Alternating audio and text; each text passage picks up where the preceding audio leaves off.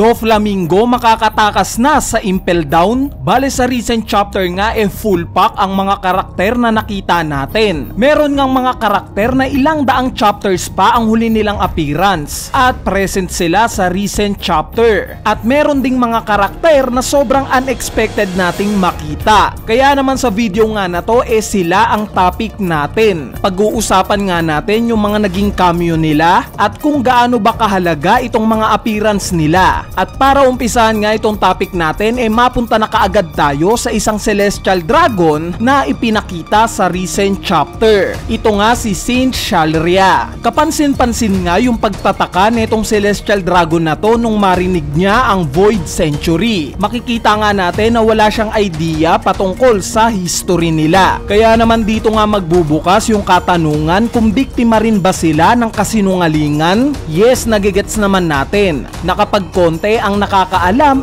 mas maliit ang tsansa na hindi kumalat ang katotohanan. Kaya it makes sense na itong 5 elders at si Im-sama lang ang may alam sa nangyaring Void Century. Pero paano kung malaman ng mga celestial dragons ang katotohanan? Babaliktad kaya sila? Babait kaya sila? So itong idea nga na to hindi malayong mangyari dahil nasaksihan na nga rin natin ito noon. At dito nga natin yan nakita kay Saint Mosgard. Gaya nga ng typical na celestial dragon na mataas ang tingin sa sarili, na feeling nila sila ang superior sa lahat ng race sa mundo, ganito nga rin umasta itong si Saint Mosgard. Umabot pa nga sa point na bumaba siya sa Fishman Island para lang bawiin yung mga slaves niya dito. Pero nagbago nga itong ugali niya nung time na pinakitaan siya ng respeto at kindness netong si Queen Otohime. Yung akala nga natin bano na celestial dragon biglang nabaliktad ang ugali at parang nagising sa katotohanan. At itong respeto nga na ibinigay sa kanya ni Queen Otohime sinuklian niya during reverie, since siya nga ang unang nagtanggol kay Shirahoshi at siya rin ang dahilan kung bakit nakatakas sila Leo at Sai. Pero ang kapalit nga neto kamatayan. So ang pinopoint ko lang dito kahit gaano pa kasama ang tingin natin o ng lahat ng nilalang sa mundo patungkol sa mga celestial dragons, may tsansa pa rin sila na magbago. Biktima lang rin sila ng paniniwala na itinanim netong world government. Kaya naman interesting ang malaman kung ano yung magiging pananaw at reaksyon nila once na malaman na nila ang buong katotohanan patungkol sa Void Century sa pagpapatuloy na itong revelation ni Vegapunk. Ngayon mapunta naman tayo kila Doflamingo at Magellan. Sa recent chapter nga nagkaroon itong dalawa na to ng konting moments. Pinag-uusapan nga nila yung patungkol sa possible na paglubog ng mundo dahil sa karagatan at yung magiging implications neto sa Impel Down. Inaasar nga ni Doflamingo si Magellan dahil sa trabaho netong iligtas ang mga preso, including siya kung sakali man at bahain daw itong Impel Down. Si Magellan naman seryosong nag-aalala sa maaaring kakahantungan nila once na tumaas pa daw ng at least 5 meters ang karagatan. Dahil kung mangyari nga daw ito panigurado na papasukin na ng tubig itong Impel Down. At dito na nga sinuggest ni Doflamingo kay Magellan ang pag-i-evacuate. Bali yung koneksyon nga ng dalawang to sa hinaharap nakikita ko na mas lalalim pa.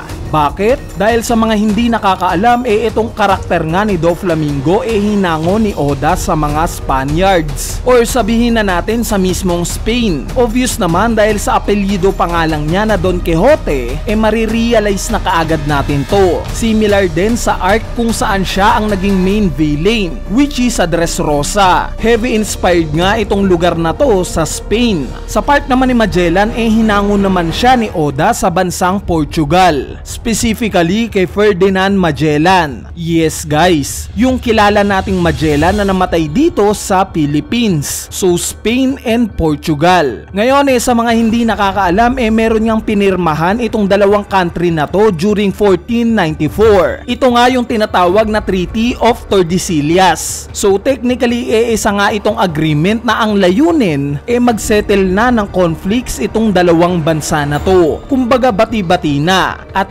yes, sa tingin ko nga na ito yung mangyayari kila Doflamingo at Magellan once napasukin na ng baha itong Impel Down. Magsisettle sila ng conflict o away nila. At pwedeng para mangyari nga itong pagkakasundo nila i-explain ni Doflamingo yung nalalaman niya patungkol sa kasamaan ng world government. Nang sa ganon makuha niya itong simpatya ni Magellan. Diba? Idagdag mo pa nga yung factor na hindi na si Magellan yung chief warden ngayon, bagkos pangalawa na lang siyang pinakamataas na opisyal dito, maaaring may tsansa nga itong possibility na to. Sa part naman ni Charlotte Smoothie na nabanggit ko sa chapter review natin na nakakatuwa dahil binigyan tayo ng update ni Oda, kung mapapansin nyo nga walang halong pag-aalala yung reaksyon nila nung ipinakita sila sa recent chapter. Mukha nga silang mga normal lang. Hindi kaya hint ito na buhay pa talaga si Big Mom? Since during Whole Cake Island arc at Wano arc nga nakita natin kung gaano kahalaga sa kanila itong nanay nilang si Big Mom. At yung fact nga na alam nila yung patungkol sa pagkamatay ni Vegapunk at yung sitwasyon neto ngayon sa Egghead Island, tapos wala silang pake kay Big Mom, hindi ba nakakapagtaka ito? Kaya naman mapapaisip nga tayo kung ito na ba yung confirmation na buhay pa talaga si Big Mom. Kung iisipin nga natin possible ito, lalo na at confirm na nga na magkakaroon ng Elbaf arc. At alam naman natin yung relation ni Big Mom sa Elbaf, malaki nga ang history niya dito. So possible na mag-appear etong si Big Mom sa Elbaf arc. Sa part naman ni Jaguar de Saul na ipinakita rin na cameo sa recent chapter, obvious naman na yung lokasyon niya ngayon nasa Elbaf. Ipinakita nga na nakikinig siya sa mga revelations ni Vegapunk at base nga sa reaksyon niya natutuwa siya dahil tinutuloy nga netong si Vegapunk yung rason ng naging pagkamatay ng mga scholars sa Ohara. At madagdag ko lang na ang isa pang nakakatawa sa recent chapter